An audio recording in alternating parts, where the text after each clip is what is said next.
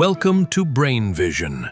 Okay, a 48.3 milliliter sample of gas in a cylinder is warmed from 22 degrees Celsius to 87 degrees Celsius. What's the volume at the final temperature?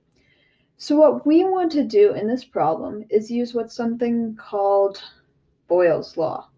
No, not Boyle's law, Charles's law, which relates volume to temperature.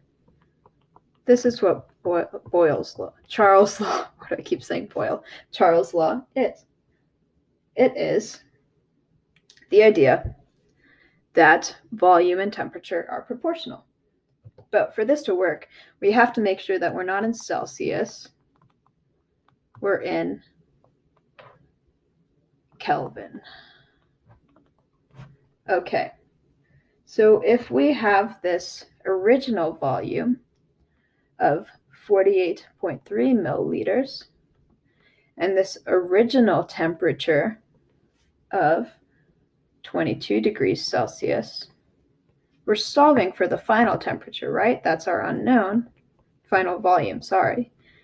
And the final temperature is 87 degrees Celsius. So first, let's convert these temperatures.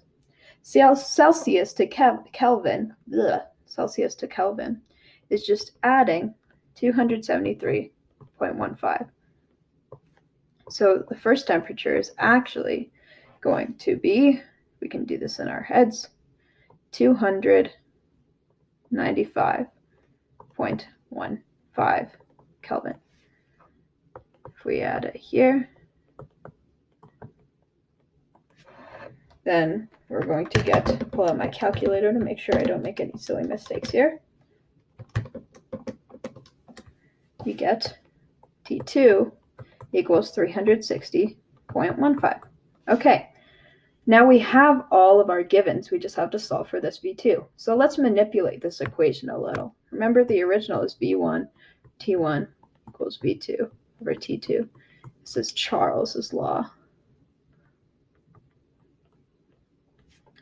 Okay, what we're going to do is manipulate this using some algebra to isolate the V2. So let's multiply everything by T2, and what we'll find is we get that V2 is equal to V1 T2 over T1. There we go. Now all we have to do is plug in these numbers. V1 is equal to 48.3 milliliters, right? Let me just, yep. T2 is 360.15 Kelvin, and T1 is 295.15 Kelvin. So make sure you're able to get that. Once we set up the equation, all we have to do now is solve it. Okay, you'll notice that the kelvins cancel out. So when we plug this into our calculator, we should end up with just the units of milliliters. So I'm plugging this in right now, and we get that V2 equals 58.94 milliliters. Now, you can deal with the sig figs on that. Make sure you're keeping that in mind. But this is what that final volume at that increased temperature is going to look like.